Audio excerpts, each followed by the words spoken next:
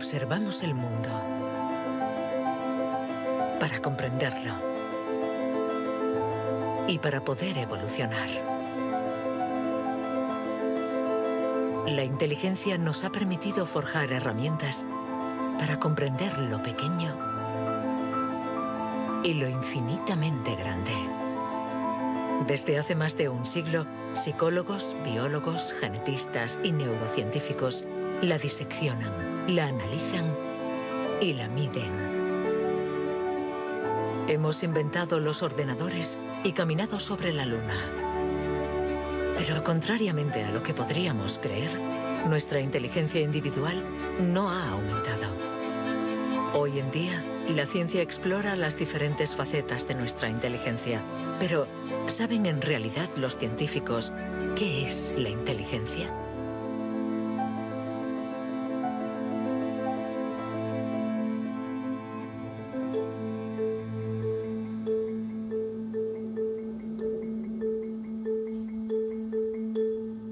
Inteligencia es relacionar.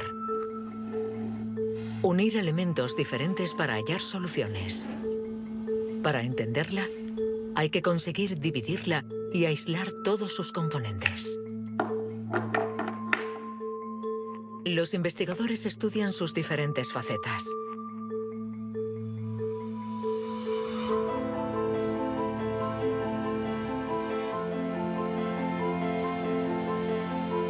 Para medir la inteligencia, una de las primeras propuestas ha sido medir la velocidad a la que reacciona el cerebro. Este es el método que el profesor Tenny Januis ha utilizado. Él ha comparado nuestro tiempo de reacción con el de nuestros ancestros. Y los resultados de su estudio no nos favorecen.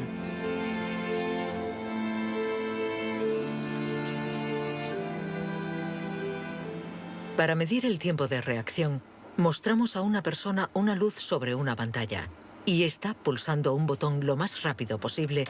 Debe decir si la luz aparece a la derecha o a la izquierda. No es un acto reflejo, sino una información simple que nuestro cerebro debe procesar. Estos estudios sobre el tiempo de reacción son muy antiguos. Muchos de ellos los llevó a cabo Francis Galton, primo de Charles Darwin, entre 1860 y 1880 en Gran Bretaña. Galton hizo pruebas a muchos miles de personas representativas de la población de la época. La gente tenía entonces un tiempo de reacción muy rápido. Nosotros hemos buscado estudios comparables que hubieran sido hechos durante los últimos 120 años y hemos encontrado unos 15. Al compararlos, hemos podido comprobar que durante los últimos 150 años la gente se ha hecho cada vez más y más lenta. Para el profesor Tenny Januis, inteligencia es velocidad. Y nuestro cerebro invierte como media 50 milisegundos más que el de nuestros bisabuelos a la hora de procesar una información simple. 50 milisegundos más puede sonar como un algo ridículamente breve. Pero si pensamos en las miles y miles de decisiones que debemos tomar cada día, y somos un poco más lentos en cada decisión, esto puede tener consecuencias muy, muy importantes.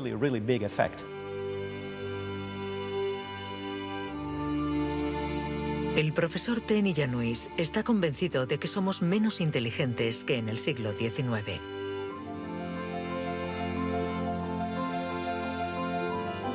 Y la prueba está en la increíble capacidad de invención de este periodo, marcado por una explosión de las innovaciones, de la creatividad, de las ideas. En el siglo XIX hubo muchas innovaciones fantásticas. Hay estudios que muestran que el número de inventos por habitante era 4 veces mayor que hoy en día. El profesor Tenny Januis piensa que nuestra inteligencia está en declive desde hace por lo menos 150 años. Pero en el siglo XIX, Sir Francis Galton ya pensaba que los ingleses eran bastante menos inteligentes que los griegos de la antigüedad, donde no faltaban las mentes brillantes. Entonces, y los predecesores de los griegos, los hombres prehistóricos. Es extremadamente difícil medir su inteligencia. Sin embargo, en el Instituto Max Planck de Leipzig intentan responder a esta pregunta reconstruyendo el cerebro de nuestros antepasados de la prehistoria.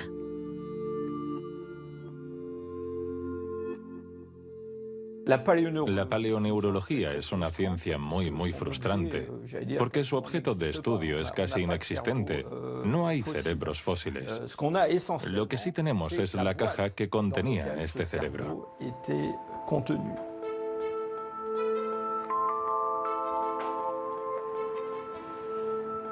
Al comparar nuestro cerebro con el del hombre prehistórico, los científicos han encontrado diferencias no solo en la forma, sino también en el tamaño. Algunos de estos individuos tenían un cerebro más grande que el nuestro. Sabiendo que todo lo que somos, todo lo que pensamos, nuestros recuerdos, la personalidad, las emociones, el lenguaje, todo depende de este órgano, entonces, ¿es que la inteligencia está relacionada con el tamaño? Sería absurdo pensar que no hay relación entre el tamaño del cerebro y la complejidad de los comportamientos, es decir, la inteligencia. Esto lo vemos en el reino animal.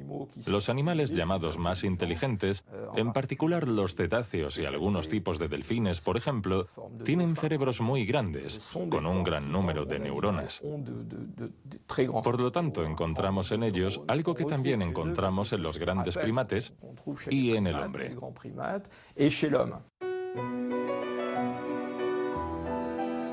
La evolución hizo crecer el tamaño de nuestro cerebro durante 2 millones de años, hasta alcanzar su máximo hace unos 15.000 años. El hombre de Cro-Magnon, que pintó en la cueva de Lascaux hace unos 17.000 años, era un Homo sapiens como nosotros. Pero de todos los Homo sapiens, este era el que tenía el cerebro más grande. El tamaño de nuestro cerebro ha disminuido en comparación con el de este antepasado. Y según algunos investigadores, somos menos inteligentes que él. Pero esta teoría no es compartida por todos. Yo no creo que haya una inteligencia que se pueda medir con una regla y decir que nuestro reciente antepasado era igual o más o menos inteligente. El hombre de Cro-Magnon tenía la inteligencia que necesitaba para sobrevivir en su mundo, pero no para trabajar en un banco. Si viajásemos 25.000 años atrás en nuestra máquina del tiempo, para traer al presente al hombre de Cro-Magnon, sin duda se adaptaría al mundo en el que va a tener que vivir. Historically, you guys have struggled to adapt. Yeah, right. Walking upright, discovering fire, inventing the wheel, laying the foundation for all mankind. You're right. Good point. Sorry we couldn't get that to you sooner. Connie, your reaction? We live in a society where the individual ego and the group dynamic are in constant struggle. Response? Yeah, I have a response. What? ¿Más inteligente? ¿Menos inteligente? Cuando intentamos medir la inteligencia, todo se complica. Y sin embargo, lo hacemos continuamente. En las universidades del mundo entero se enseña qué es la inteligencia. Y todos nosotros, sin ser especialistas, la medimos cada día. Todos medimos la inteligencia. Si es usted soltero y va a un bar y conoce a alguien, lo más importante después del físico es la inteligencia. Medimos la inteligencia de la gente siempre. Si hablamos sobre un concepto difícil o hacemos algo que desconocen, ¿cuánto tardan en entenderlo?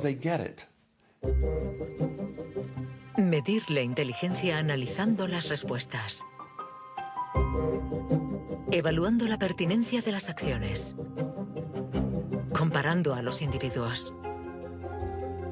Un método que dio lugar a la única herramienta de la que disponemos para medir la inteligencia. El cociente intelectual, inventado por Alfred Binet a principios del siglo XX.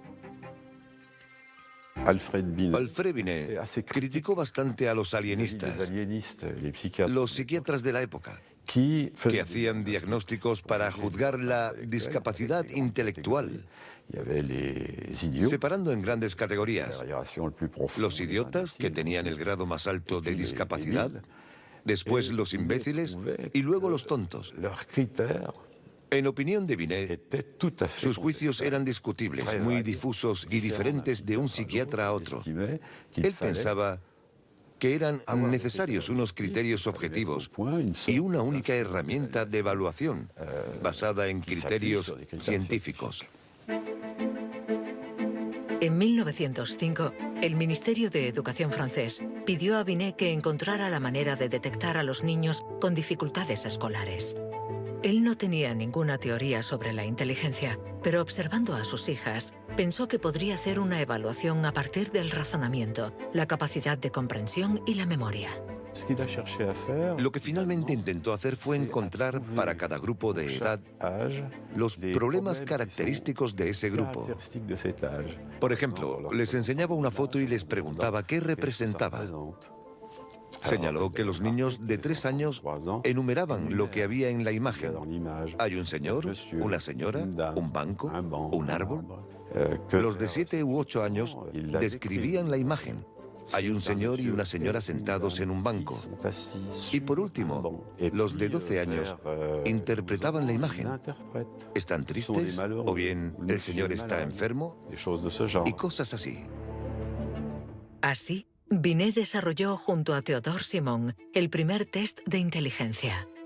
Había nacido el clásico test de la edad mental. Es la relación entre la edad mental dada por el resultado del test y la edad real de la persona. La cifra se multiplica por 100 para obtener el cociente intelectual. Si un niño de 10 años resuelve las pruebas de uno de 12, será un niño adelantado y tendrá un cociente de 120. La idea era relacionar el rendimiento de un individuo con el de otros individuos comparables, es decir, los que están exactamente en la misma categoría de edad, la misma cultura, etc. Y, obviamente, partiendo de una serie de puntuaciones en la prueba para una edad determinada. El cociente intelectual es la posición de un individuo comparado con el rendimiento de otros que son como él o ella, es decir, de la misma edad. Le damos al cociente intelectual un poder exagerado, porque pretende medir una cualidad tan particular como la inteligencia. Es difícil resistirse a la tentación de medirse, de compararse. Lo que sí es un poco ridículo es lo que nos encontramos actualmente en Internet, como las páginas web que calculan nuestro cociente intelectual. La gente hace el test, se encuentra con una cifra y la interpreta. Y si, por ejemplo, esta cifra no es buena, pensamos que no somos inteligentes. Es absolutamente catastrófico. El 2. Es ridículo pensar que una cifra defina a una persona. El 4. El 3. Solo un psicólogo hará un test fiable del cociente intelectual. El 2. Ya que debemos saber cómo interpretarlo en relación con el pasado del individuo, su presente El 2 y el 3. y su personalidad. Este cociente mide la inteligencia. Compara a las personas. Pero ¿nos permite saber si nuestra inteligencia ha evolucionado desde que Binet lo inventó hace más de un siglo? ¿Obtenemos mejores resultados en el test hoy? En Nueva Zelanda es donde por primera vez han respondido a esta pregunta. Allí, James Flynn ha hecho un descubrimiento sorprendente que los científicos de todo el mundo han bautizado como el efecto Flynn. El efecto Flynn supone el descubrimiento de que todas las naciones que entraron en la era industrial han obtenido mejoras considerables en los tests de cociente intelectual. He revisado toda la variedad de estas pruebas en 40 países, como en Francia, Holanda o Noruega, donde los jóvenes habían sido llamados al servicio militar. Se les ha dado cada año exactamente el mismo test, y las mejoras son muy evidentes. Hace 1 o 2 generaciones, la gente obtenía una media de 30 respuestas sobre 60. Hoy obtienen 45. Después de evaluar decenas y decenas de estudios, James Flynn ha mostrado que desde hace más de 60 años obtenemos mejores resultados en estos test. ¿Quiere esto decir que ahora somos más inteligentes que nuestros abuelos? Un cambio en el cociente intelectual no significa necesariamente un cambio en la inteligencia. Pongamos un ejemplo. Una persona hace hoy el test por primera vez. Si hace el mismo test al día siguiente, existe un efecto de aprendizaje. Su puntuación va a ser más alta, pero no quiere decir que se haya hecho más inteligente. Solo significa que se ha familiarizado con el test. El aumento del cociente intelectual se debe en gran medida al entorno, mejor alimentación y mejor educación. Nuestro cociente aumentaría de 2 a 3 puntos por cada año de escuela, y los años de escolarización han pasado de una media de 6 a principios del siglo XX a los 11 años de hoy en los países industrializados. Todos estos cambios añadidos han incrementado los resultados. Cuando realizamos un test hoy, estamos preparados en la medida en que la escolarización y otra serie de factores nos han dado la capacidad de aplicar nuestra lógica de forma abstracta. Es decir, que podemos ver una serie de números y acertar el siguiente.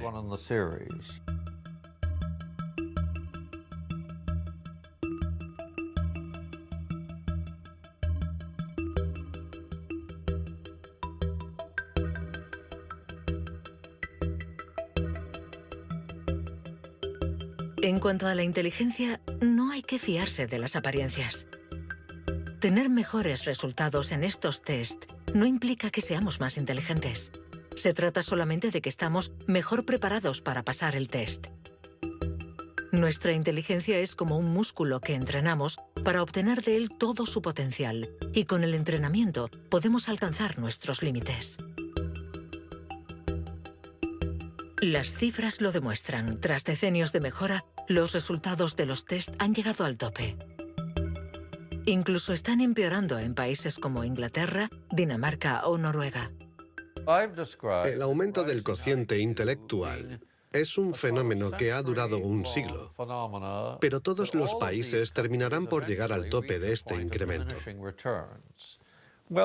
Sospecho que la educación formal ha abusado de la capacidad de manipular los conceptos abstractos y, a menos que se produzca una revolución de la pedagogía, los beneficios que ha producido la escuela van a tocar techo, ya que hoy en día casi todo el mundo está escolarizado.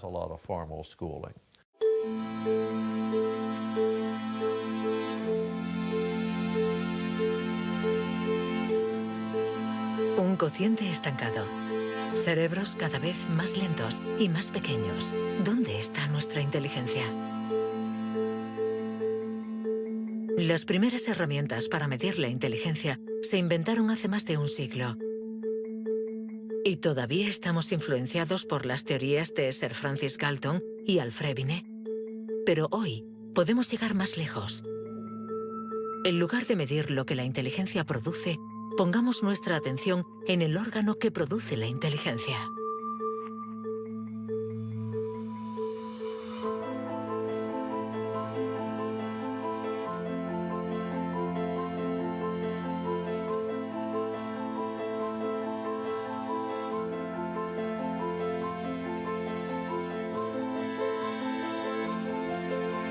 Richard Heyer es psicólogo y neurocientífico en la Universidad Irvine de California.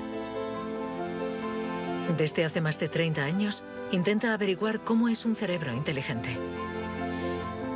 Gracias a los progresos de los instrumentos de observación, Heyer y su colega, el profesor Rex Jung, investigan en qué lugar del cerebro se aloja la inteligencia. Veamos el cerebro de Richard Hayer. Vemos un bonito cerebro. El doctor Hayer es una persona brillante e inteligente y vemos todas las regiones que sustentan su inteligencia.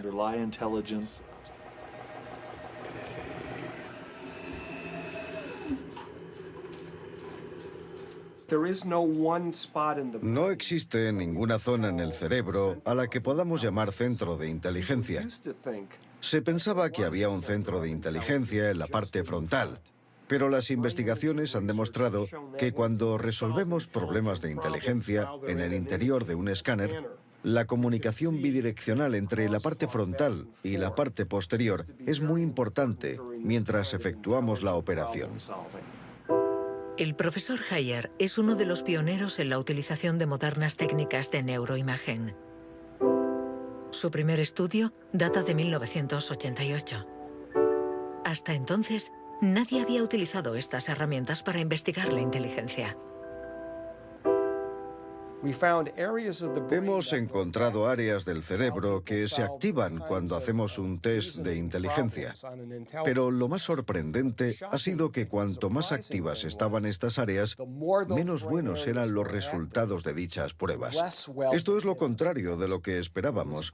En el mundo de la ciencia, encontrar un resultado opuesto a lo esperado es realmente interesante.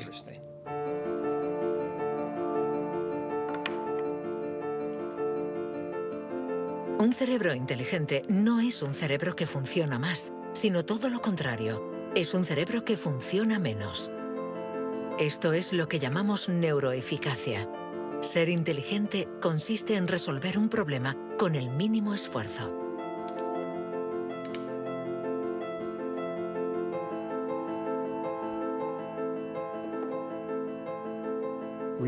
Si recordamos la primera vez que condujimos un coche, el primer día, en un gran aparcamiento vacío, con alguien sentado a nuestro lado, girando el volante y pensando, ahora tengo que frenar.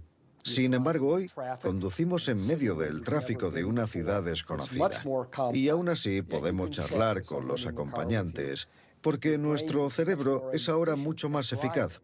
Por lo tanto, un alto nivel de inteligencia no está necesariamente ligado a un cerebro que trabaja más, sino a una transmisión más eficaz de la información entre las zonas importantes del cerebro. Cuando se piensa en un proceso tan complejo como la inteligencia, debemos imaginar que el cerebro es como una orquesta con distintas secciones. Pero el verdadero misterio está en cómo interactúan estas secciones, porque, como sabemos, esta orquesta no tiene director. Si el cerebro es una orquesta, entonces la inteligencia es la música.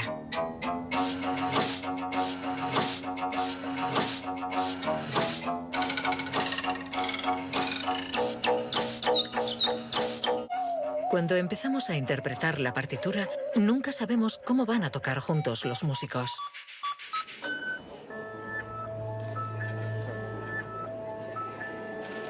En la Universidad de la Sorbona, el profesor Olivier Houdet busca un director para esta orquesta. Para encontrarlo, mide la actividad eléctrica del cerebro mientras los niños resuelven problemas. Lo que le interesa es lo que él mismo llama bugs de inteligencia. Mostramos a un niño una imagen con 1, 2, 3, 4, 5 babars separados y 5 babars juntos. Y le preguntamos si hay el mismo número de babars en la parte de arriba y en la de abajo. Hasta los 7 u 8 años, todos los niños del mundo responderían, hay más arriba, porque la imagen es más larga. El cerebro de los niños es fácil de engañar por la inteligencia visioespacial, según la cual longitud es igual a número. Esto significa que tenemos caminos neuronales distintos para resolver una misma tarea.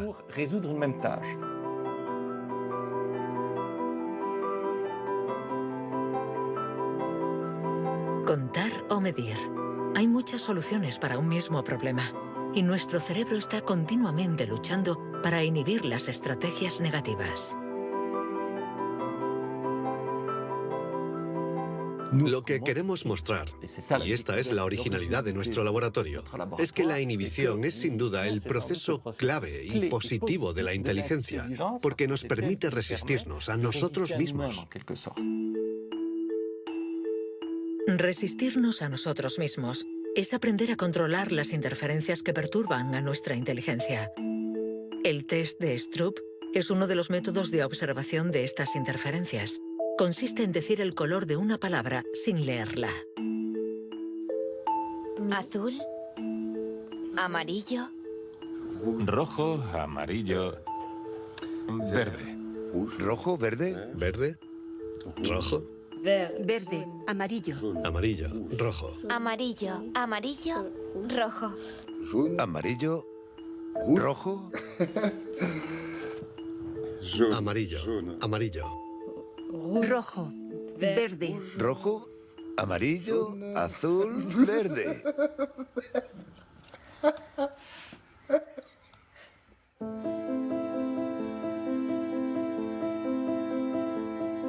Para resolver un problema usamos diferentes regiones del cerebro unidas entre sí, pero que a veces entran en competencia. Pero ¿cómo se comunican las diferentes regiones? Este tema le interesa al profesor Douglas Fields, del Instituto Nacional de la Salud de Washington. El cerebro está hecho de dos clases de tejidos, materia blanca y materia gris. Todos hemos oído hablar de la materia gris, que es donde se encuentran las neuronas, en la superficie del cerebro. Pero debajo hay miles de conexiones, de cables, de axones que conectan las neuronas formando circuitos. Y es de color blanco porque estos axones están aislados por una membrana celular llamada mielina.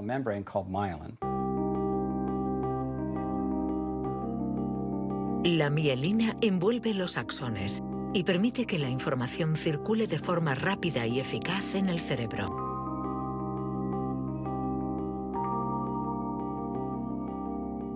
Cuando nace un niño, su cerebro no está maduro. Sus funciones son mínimas. Un bebé no puede hacer casi nada. No puede alimentarse, su visión es muy limitada, no puede andar ni sujetar su cabeza. Esto se debe a que nuestro cerebro está siendo permanentemente moldeado por el entorno. Y una de las cosas más interesantes respecto a la mielina es que se forma después de nacer. La mielina es esencial para que la información circule de forma eficaz por el cerebro. Es esencial para nuestra inteligencia. Pero en la actualidad, la formación de la mielina está alterada. Barbara Demnex, endocrinóloga del Museo de Historia Natural de París, estudia cómo nuestra inteligencia está amenazada por uno de los azotes del siglo XXI. La contaminación. En cualquier parte del mundo donde vivas, estarás expuesto a ciertas sustancias químicas que interfieren en el funcionamiento de la hormona tiroidea. Esta es la hormona producida por la glándula tiroides que está en la base del cuello. Es necesaria para el desarrollo del cerebro desde las primeras etapas del feto hasta una edad más avanzada como la mía, para asegurar el mantenimiento de las funciones mentales, incluida la mielinización. La Autoridad Europea de Seguridad Alimentaria ha analizado 297 pesticidas. Entre ellos, más de 100 afectan al funcionamiento de la hormona tiroidea, como el bisfenol A, el PCB y los productos ignífugos. Productos químicos con los que estamos en contacto a diario. El equipo de Barbara Demnex ha demostrado que estos productos bloquean los receptores específicos de la hormona tiroidea de cada una de las células cerebrales y los efectos son considerables. Hay una evidencia sólida. Los científicos hemos observado los niveles de exposición en las madres. Se han comparado diferentes niveles de exposición y hemos visto que los niveles más elevados estaban asociados a una pérdida de 5 a 6 puntos de cociente intelectual en sus hijos. Cierto es que la mayoría de nosotros no percibimos la diferencia, pero es evidente que 5 puntos menos de cociente intelectual pueden suponer una gran diferencia en cuanto al éxito escolar o al éxito en la vida. Y saberlo puede ser muy preocupante para los padres.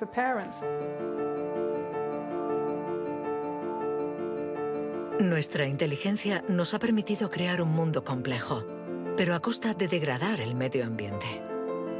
Y podríamos estar pagando el precio si esta degradación afecta a nuestro cerebro, actuando, por ejemplo, sobre la mielina. Pero si este fenómeno se confirma, ¿qué haremos? Durante más de un siglo, hemos pensado que los procesos mentales se debían solo a la actividad eléctrica de las neuronas. Pero hoy, los neurólogos han comenzado a explorar nuevos campos. Tan solo el 15% de las células del cerebro son neuronas. El resto, el 85%, no se comunican mediante impulsos eléctricos. Las llamamos glía. Nuevos métodos nos han permitido ver, para nuestra sorpresa, que las células gliales se comunican entre ellas y con las neuronas sin electricidad.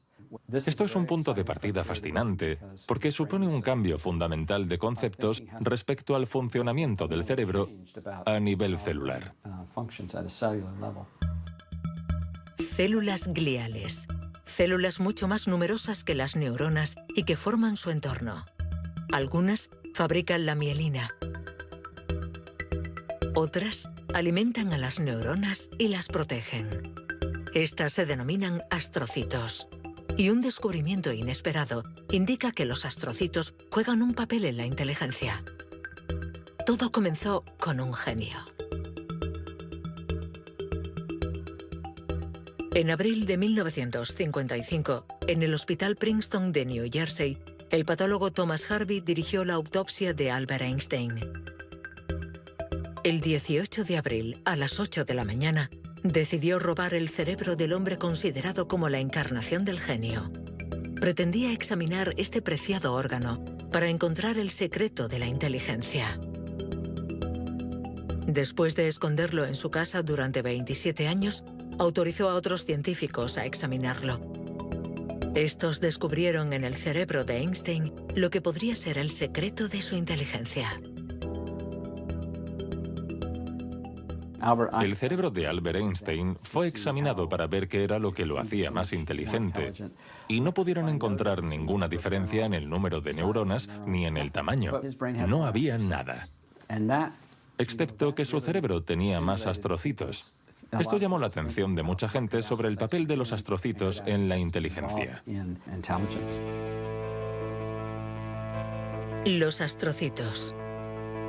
Células gliales identificadas hace más de un siglo. Aunque en los últimos años, los científicos han comprendido que su función no era mucho más compleja de lo que imaginaban. Los astrocitos sirven para muchas cosas. Controlan la sinapsis, controlan el flujo sanguíneo en el cerebro, alimentan a las neuronas, reaccionan a las heridas. Todas estas cosas estaban consideradas como tareas menores que los astrocitos hacían en el cerebro, y no habían sido tomadas muy en serio hasta que se dieron cuenta de lo determinantes que son los astrocitos para las neuronas. Un astrocito humano controla cientos de neuronas, muchas más que, por ejemplo, un astrocito de ratón. Basándose en esta observación, un equipo de la Universidad de Rochester ha realizado un experimento fascinante. Para entender mejor la inteligencia humana, han decidido cruzar la barrera de la especie y han trasplantado astrocitos humanos en el cerebro de un ratón. Hemos trasplantado astrocitos humanos en ratones y el trasplante invadió literalmente todo su cerebro. Cuando lo revisamos un mes después, pudimos ver que allí donde habíamos realizado el injerto, este ocupaba un lugar discreto. Un año más tarde, todo el cerebro se había injertado a sí mismo. Todas sus células habían sido literalmente reemplazadas por células humanas. Y nos dimos cuenta de que estos ratones tenían más memoria y más capacidad de aprendizaje que los no injertados. Para comprobar las capacidades de los ratones con el cerebro modificado, los metieron en un laberinto. Resultado: los injertados encontraron la salida 2 veces más rápido que los no injertados. Este experimento no deja lugar a dudas. Los astrocitos favorecen la memoria y el aprendizaje. Juegan un papel clave en nuestra inteligencia.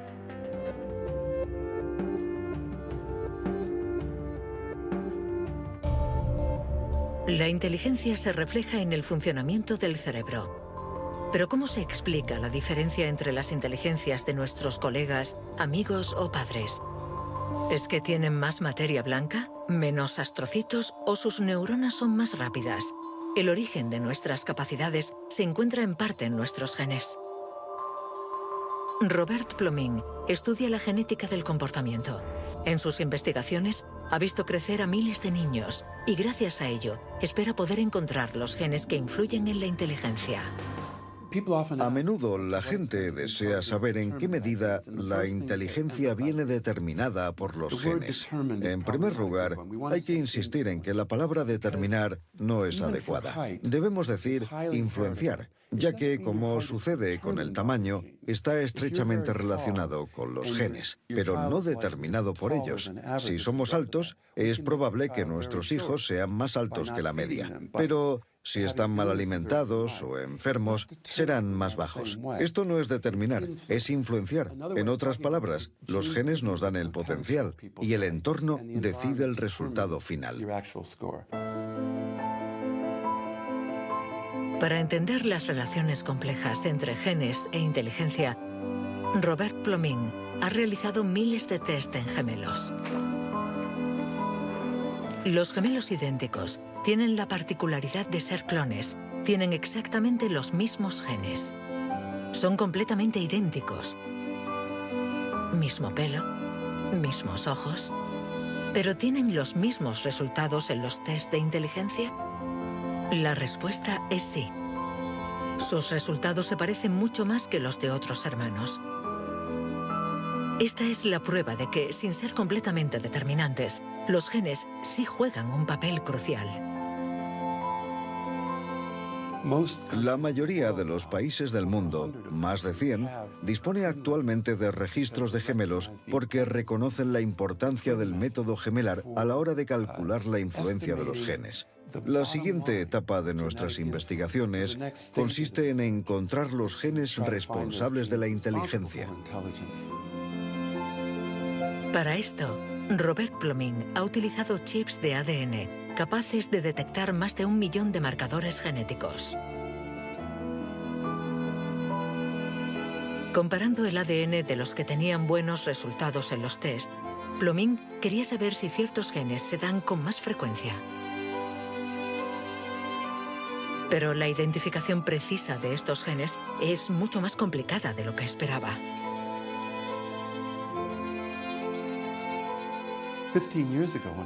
Hace 15 años, cuando comencé a buscar los genes de la inteligencia, nadie imaginaba que sería una tarea tan difícil.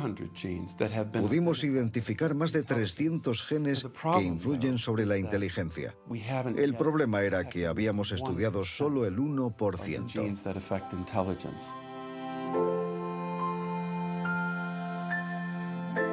La inteligencia está influenciada por la interacción de muchos miles de genes que conforman una red increíblemente compleja.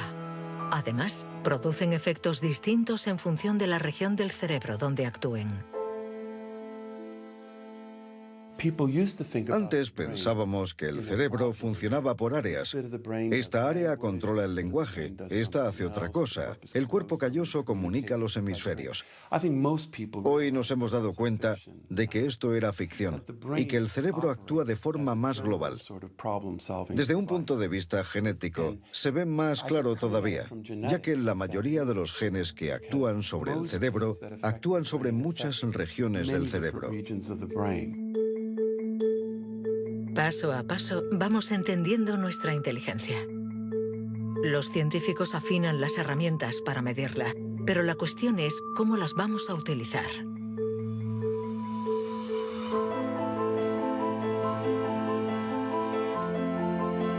La inteligencia es lo que mejor predice nuestro nivel de estudios o nuestro empleo.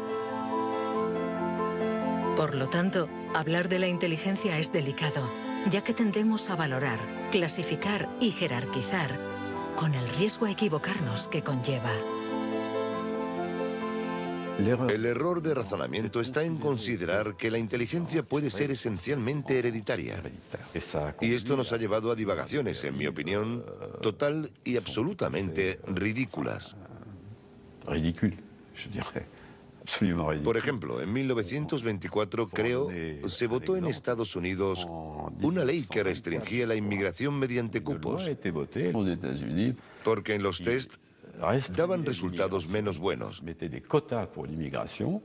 Y se suponía que los inmigrantes eran hereditariamente menos inteligentes.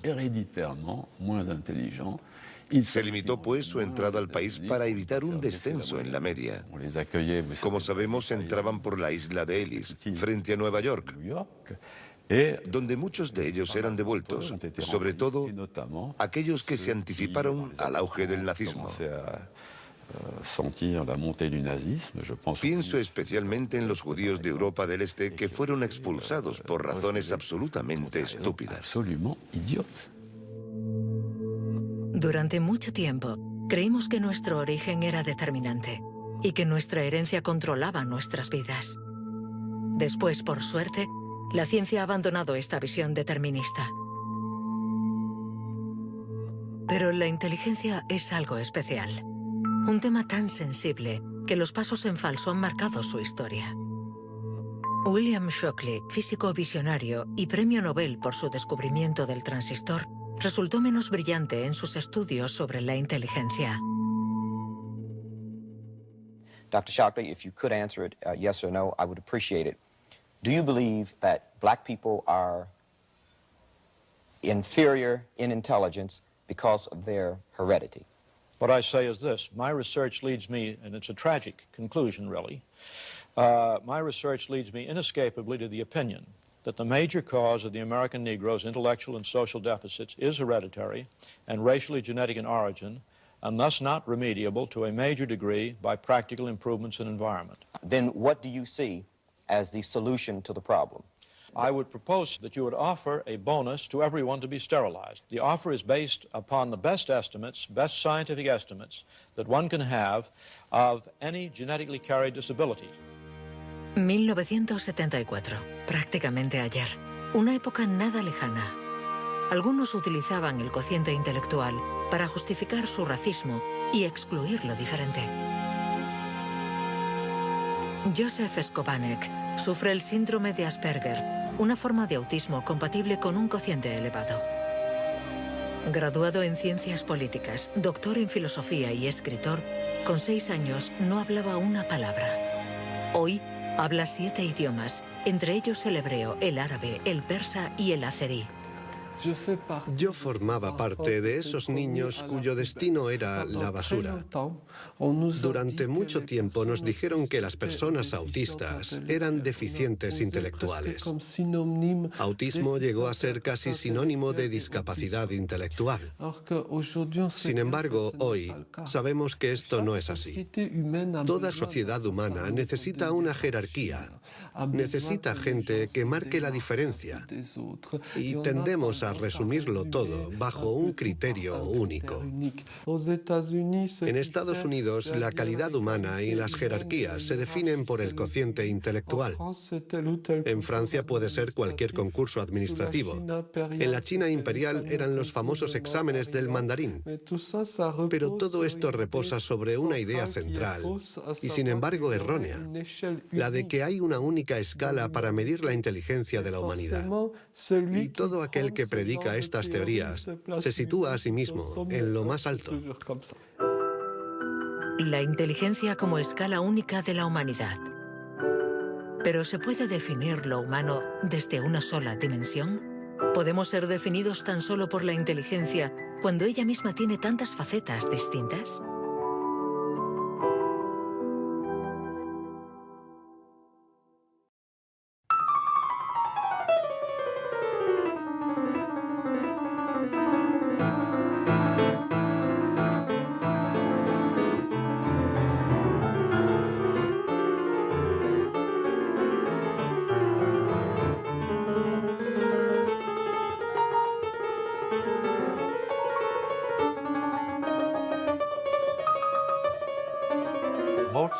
Nos han dicho siempre que Mozart podía tener en la mente una sinfonía entera. Cuando escuchamos una sinfonía, debemos seguirla a medida que se desarrolla en el tiempo. Sin embargo, él la veía en su totalidad. Viene a ser la clase de complejidad mental de un matemático cuando tiene en mente 7 u 8 fórmulas y conoce todas las conexiones posibles entre ellas. Pero siempre podemos argumentar. ¿La inteligencia musical es inteligencia? No importa. Lo que importa es que existe y que aquellos que la poseen no tienen necesariamente un cociente intelectual elevado.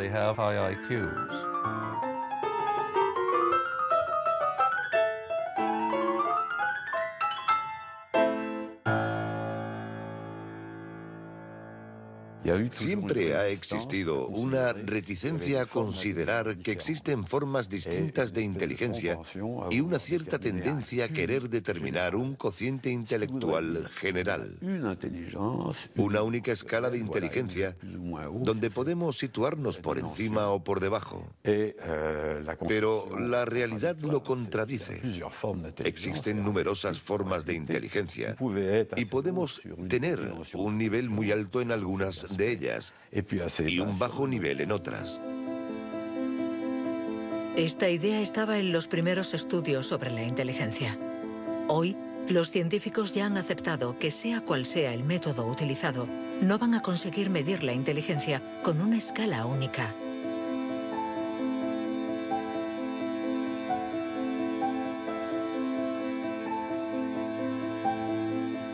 En la Universidad de Nuevo México, el profesor Rex Jung está convencido de que para resolver cualquier tipo de problema usamos distintos tipos de razonamiento. Y lo que llamamos inteligencia no es sino uno más de ellos. Creo que la creatividad es otro modelo de funcionamiento del cerebro y lo que intento averiguar es si es diferente a la inteligencia o similar. ¿Estamos hablando de lo mismo o de algo distinto? Y he llegado a la conclusión de que la creatividad es un proceso de razonamiento básicamente diferente.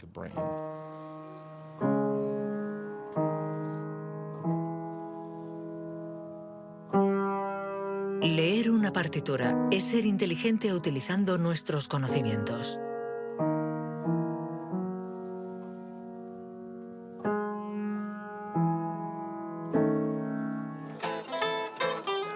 Improvisar es ser inteligente inventando y siendo creativo.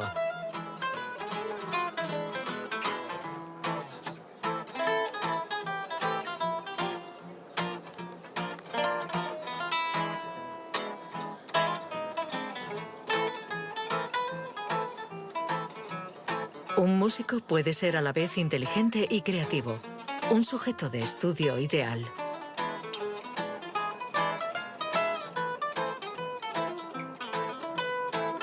El profesor Jung ha estudiado numerosos cerebros para saber cómo pueden coexistir inteligencia y creatividad. Trabajo sobre la hipótesis de que son complementarias y que hay dos redes diferentes en el cerebro que cooperan para permitirnos razonar. Una es un tipo de razonamiento inteligente y la otra un tipo de razonamiento creativo. Y las dos son extremadamente importantes. Estamos muy cerca de comprender cómo funcionan. Nuestra teoría es que la red de la inteligencia se sitúa sobre todo en la superficie del cerebro. Con la creatividad las cosas son diferentes, porque depende principalmente de la llamada red de modo por defecto, situada en el interior del cerebro. Estas dos redes intercambian permanentemente información para que podamos resolver los problemas que nos plantea el mundo en que vivimos.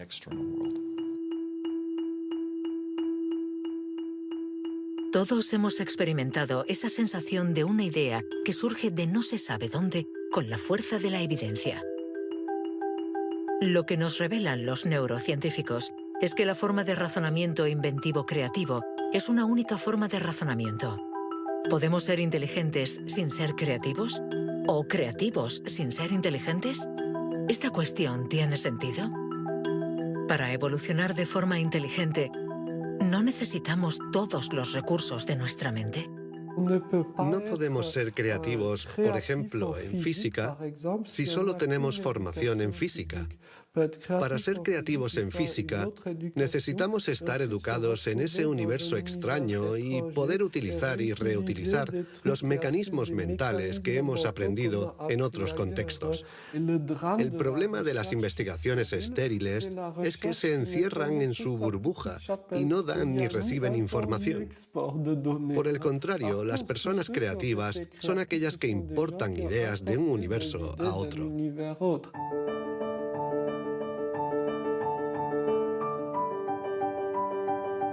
Los hilos se tejen. El cuadro se completa. Los científicos ensamblan poco a poco las diferentes piezas de nuestra inteligencia. Pero el mundo evoluciona y la inteligencia también. El cerebro está en permanente evolución y permite que la inteligencia se adapte a los problemas que debemos resolver, por múltiples y variados que estos sean. Cuando era niño, sabía que yo no funcionaba como los demás y era consciente de ello. Esto me hizo reflexionar y me llevó a imaginar un mundo plural. Un mundo donde no hubiera una única forma de clasificar y de medir, sino muchas. Lo que quiero decir es que la verdadera inteligencia humana no está en pensar de forma plural y saber tener en cuenta distintas formas de entender el mundo y no solo una.